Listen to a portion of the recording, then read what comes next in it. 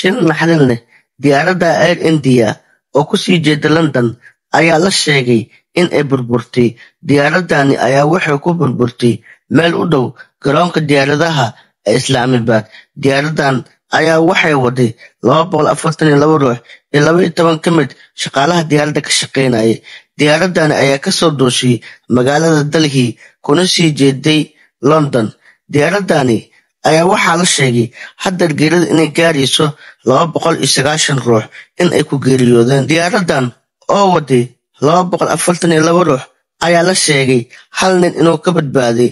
Ninkaasna waxa uu dhashay waddanka Ingiriiska. Diyaaradda markay dhulka ku soo dhacday, ninkan ayaa ka soo baxay asaguna caadi u lugeynaya. Muuqaalo iyo sawirro laga soo qaaday halka ay ku dhacday diyaaradda ayaa waxaa laga dareemayaa burbur xoog leh in ay u sii deysatay. Diyaaradda markay dhulka ku sii dhacday, waxaa la sheegay dad inay dhibaato ay ku sii gaartay, halkaasoo dhimashada ay ku sii gaartay 290 ruux.